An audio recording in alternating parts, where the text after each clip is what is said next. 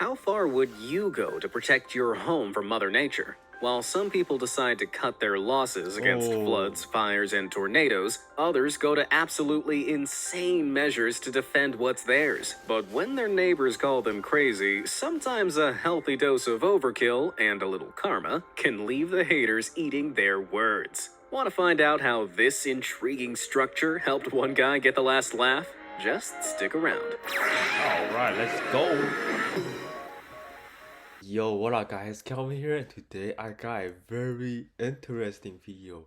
A lot of neighbors call him crazy, but he actually got the last laugh. That is the title of the video, and that person, man, he went out of the way just to save his house. That is pretty crazy.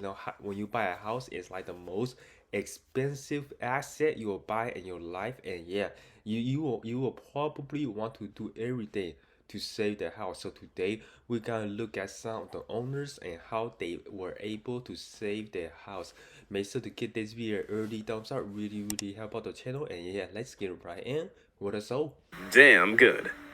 What the heck? As record-breaking storms began to sweep across Texas in May 2016, locals in Brazoria County anxiously began hoarding sandbags and dusting off their rubber boots. Weather reports had informed them that Texas was in the midst of a week-long siege of thunderstorms and heavy rain, some of the worst the state had ever seen.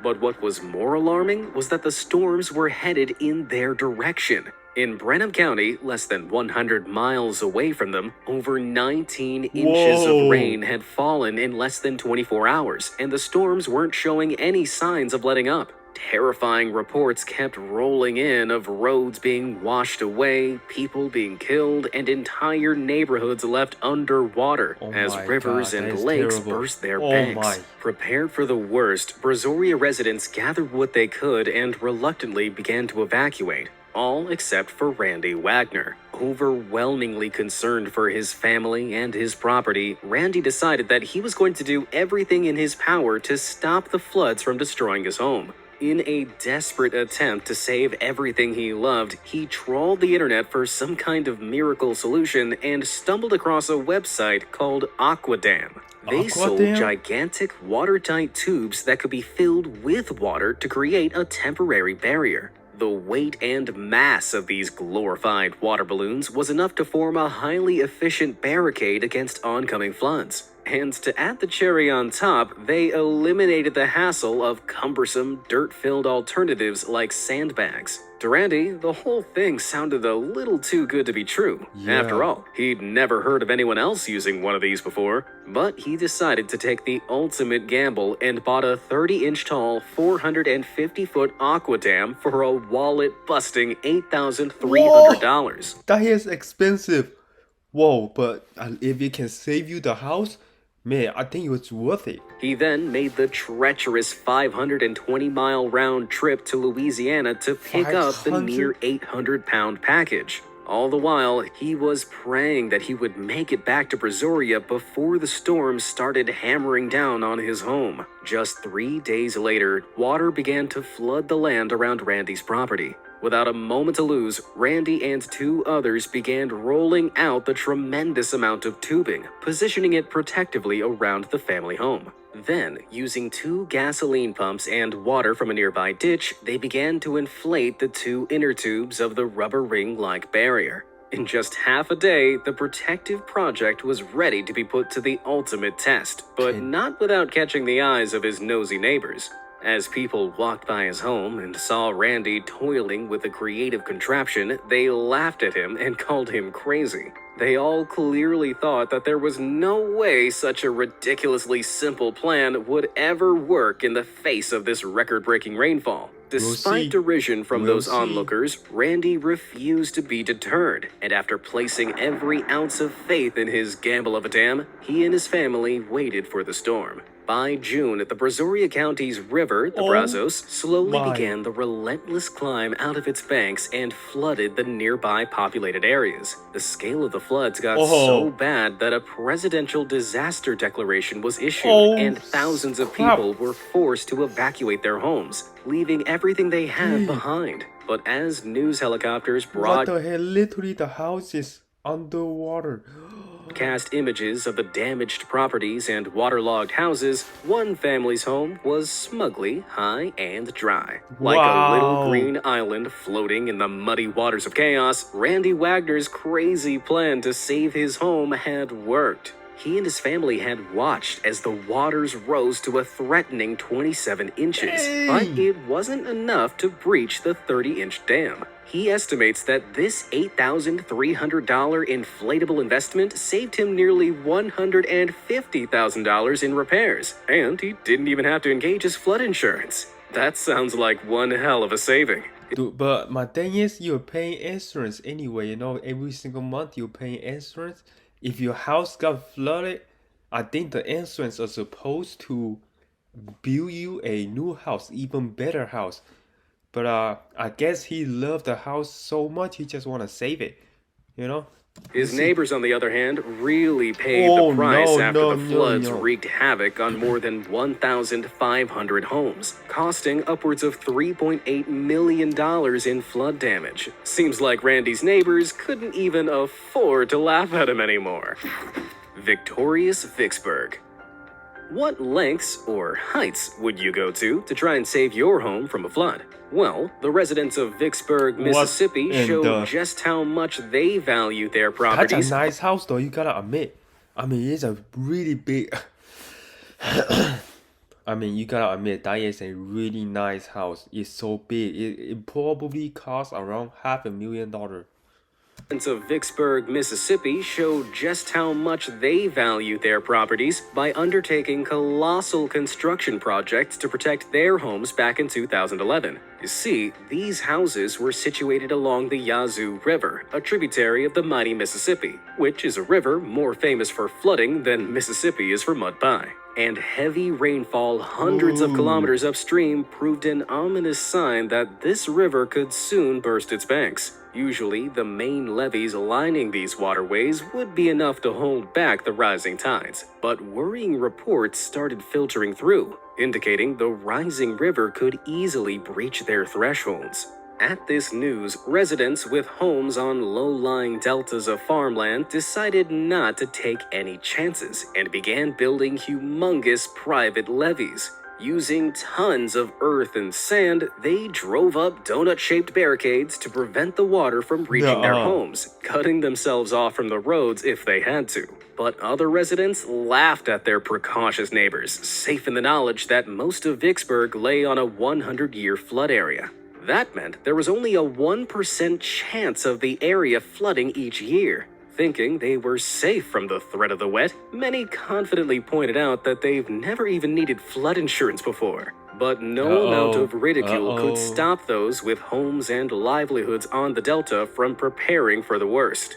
Then, in a completely unforeseen event, both the Mississippi and Yazoo rivers burst their banks with record-shattering crests. Mississippi at Vicksburg Point reached a staggering 57.1 feet, forcing the Yazoo to top its banks where the two rivers met.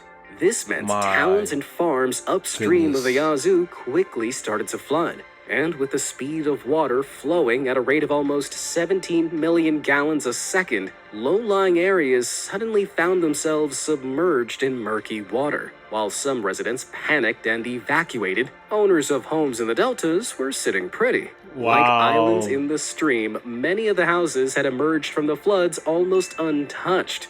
Most of them were dry as a bone, but some unlucky others had underestimated just how that is just so bad. High the waters would reach. Some even miscalculated just how strong their barriers needed to be. Nevertheless, most of them were able to keep their heads held high, while their judgy neighbors couldn't keep theirs above water.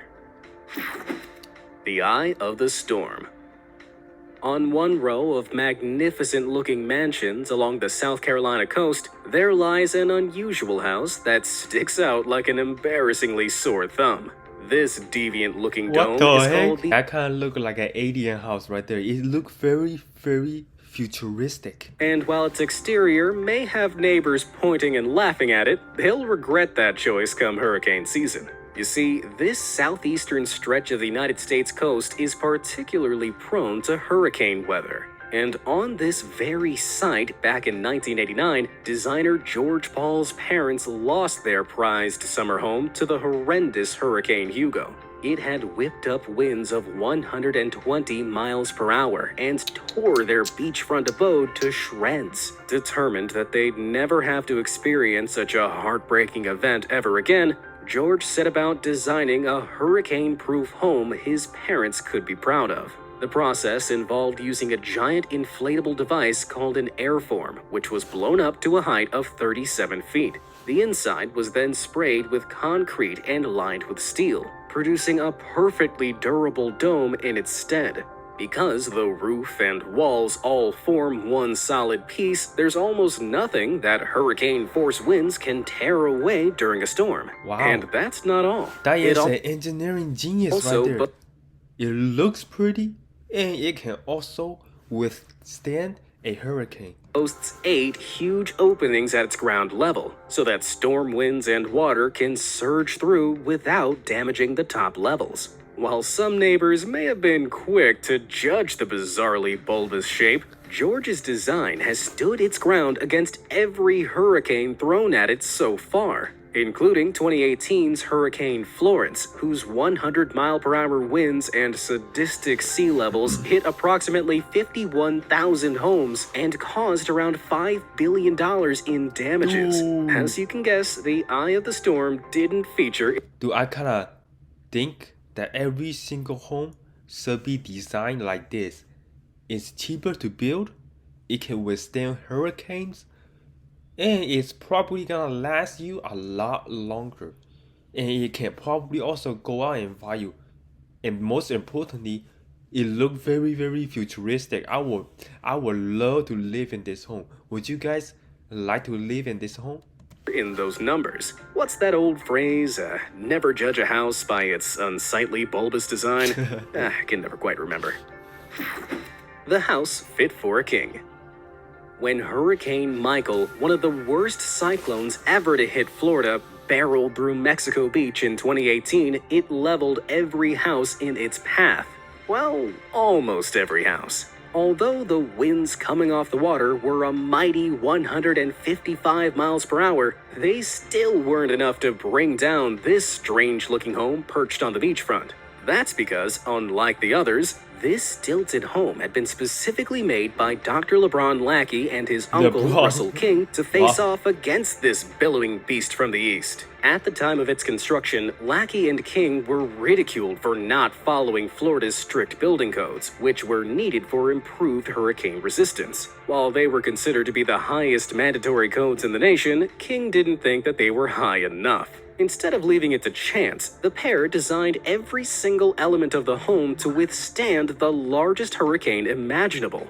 From the 40-foot concrete pilings keeping it anchored down to the 1-foot-thick concrete walls, it's just as unbreachable as it looks. King even added upwards of 3,000 hurricane clips to keep the roof attached to the walls, helping it withstand winds up to 250 miles per hour. Dang. But despite all those extra precautions, it wasn't enough for the house to come away completely unscathed. While the roof and walls remained intact, the strong tidal surges had cracked those colossal concrete pillars and ripped out a section of the stairs. No. But when you compare those damages to his neighbors, whose houses were reduced to rubble, it's safe to say that it could have been a whole lot worse. Ultimately, he was the last man and house left standing. Dang, that is still really good. At least he can still stand against all those strong hurricanes. Alright guys, that is the end of the video. Hope you guys enjoyed it. If you did, don't forget to give this video a big thumbs up and make sure you hit that subscribe button, turn on that bell notification, and my social media link